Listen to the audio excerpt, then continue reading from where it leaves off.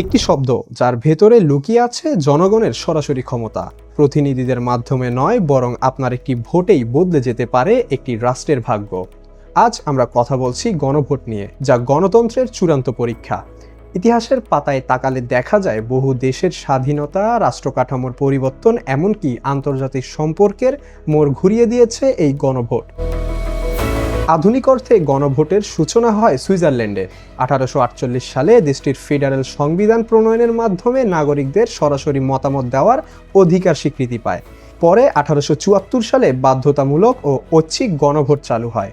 সুইজারল্যান্ডে কর, শিক্ষা, সামরিক নীতি থেকে শুরু করে সংবিধান সংশোধন, প্রায় সব বড় সিদ্ধান্তেই জনগণের ভোট নেওয়া হয়। এই দেশই গণভোটকে নিয়মিত ও প্রাতিষ্ঠানিক রূপ দেয়। এরপর গণভোট ছড়িয়ে পড়ে ইউরোপের অন্যান্য দেশে। ফ্রান্সে গণভোট ব্যবহৃত হয় প্রজাতন্ত্র প্রতিষ্ঠা ও সংবিধান পরিবর্তনের ক্ষেত্রে। বিশেষ করে নেপোলিয়ন বোনাপার্ট ও পরে শার্ল দ্য গলের সময় গণভোট ছিল ক্ষমতা বৈধ করার একটি গুরুত্বপূর্ণ হাতিয়ার।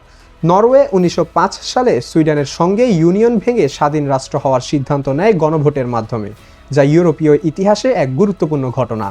ইতালি 1946 সালে রাজতন্ত্র থাকবে নাকি প্রজাতন্ত্র হবে, এই প্রশ্নে গণভোট আয়োজন করে। জনগণের রায়ে রাজতন্ত্রের অবসান ঘটে এবং ইতালি প্রজাতন্ত্রের রূপ নেয়।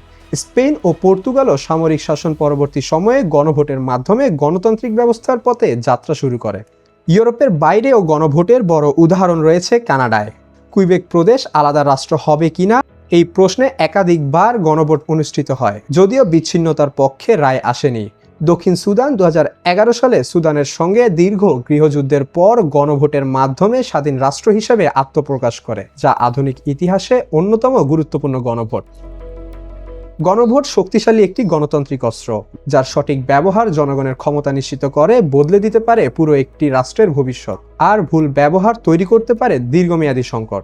তাহলে আসন্ন নির্বাচনে আপনি কি ভাবছেন?